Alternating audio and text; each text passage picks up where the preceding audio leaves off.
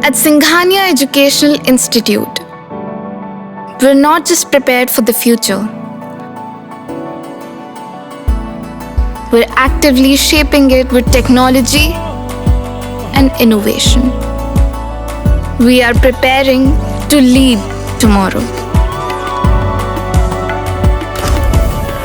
Singhania Educational Institute, cultivating knowledge.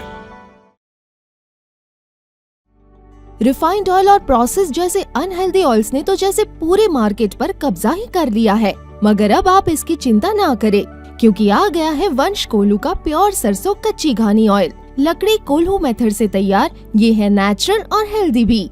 वंश कोल्हू pure सरसों कच्ची घानी ऑयल के साथ। वंश कोल्हू, तेल सही मिलेगा यहीं। यूपी में समाजवादी पार्टी ने इस कदर प्रत्याशियों की अदला बदली की है कि जहां पर नामांकन प्रक्रिया चल रही है या जहां होनी है, वहां के सारे घोषित प्रत्याशी और उनके समर्थक कंफ्यूज हैं। चर्चा तो यहां तक हो रही है कि प्रत्याशी चयन को लेकर खुद सपा प्रमुख अखिलेश यादव कंफ्यूज है।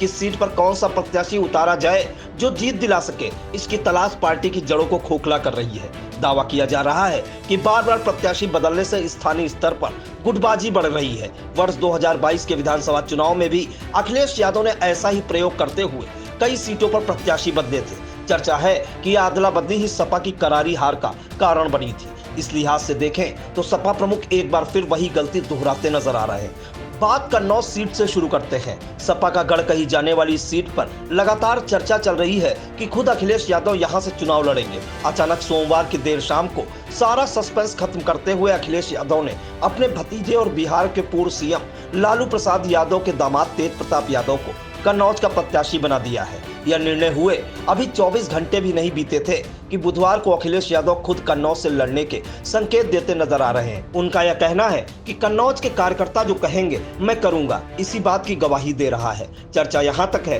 कि सपा प्रमुख नामांकन के अंतिम दिन 25 अप्रैल को कन्नौज से अपना पर्चा दाखिल कर सकते हैं। वैसे सपा प्रमुख का यह कंफ्यूजन भाई से लेकर चाचा तक रहने के साथ ही यूपी की कई दूसरी सीटों पर भी नजर आया है। बात बदायूं की करें तो पहले धर्मेंद्र यादव को प्रत्याशी बनाया गया, फिर अचानक उनको आजमगढ़ का प्रभारी बनाकर चाचा शिवपाल को उतार दिया गया। चाचा ने अपनी जगह बेटे को लड़ाने की जिद की तो सपा प्रमुख ने उनके दबाव में झुककर आदित्य यादव को प्रत्याशी बना दिया। यही हाल मुरादाबाद का रहा। सपा के मौजूदा सांसद एसटी हसन जब नामांकन कर चुके थे, तब आजम खां की करीबी रुचि वीरा को टिकट दे दिया गया।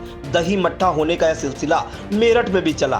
पहले भानु प्रताप सिंह को प्रत्याशी बनाया गया, नेताओं ने दबाव बनाया तो अतुल प्रधान को टिकट दे दिया गया। यहाँ भी जब वह नामांकन दाखिल कर चुके थे, उनका टिकट काटकर सुनीता वर्मा को दे दिया गया। गौतम बुद्ध नगर में भी डॉक्टर महेंद्र नागर ने प्रत्याशी घोषित होने के बाद इलाके की खाक छानना शुरू कर दिया था कि तब वहां राहुल अवाना के चुनाव लड़ने का फरमान जारी हो गया। रामपुर में तो और भी बुरी हालत रही। यहां आजम खां के करीबी आसिम रजा ने पर्चा भर दिया। इसके बाद सपा ने मौलाना मोहिबुल्ला नदवी के नाम का ऐलान कर दिया। राजधानी लखनऊ से सटी मिश्रिक लोकसभा सीट पर अब भी पेच फंसा हुआ है। नामांकन दाखिल करने में बस एक दिन बचा है और अभी सपा यहां पर अपना प्रत्याशी तय नहीं कर सकी है। पहले पूर्व मंत्री रामपाल राजवंशी को उतारा गया, उसके बाद उनकी सेहत खराब का हवाला देकर उनके ही बेटे मनोज राजवंशी को उतारा गया। यहाँ भी सेहत वजह बनी तो मनोज की पत्नी संगीता राजवंशी को प्रत्याशी बना दिया गया। गौरतलब है, जब संगीता ने अपना पर्चा भर दिया तब सपा से पूर्व सांसद रामशंकर भार्गव को प्रत्याशी बनाए जाने की चर्चा से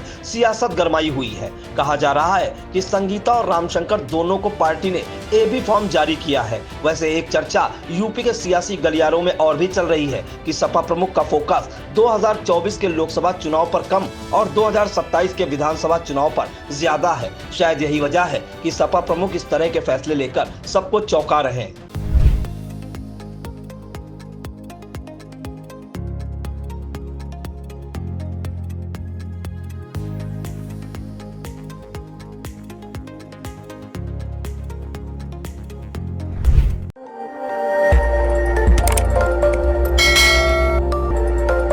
खबर आपकी, नजर हमारी।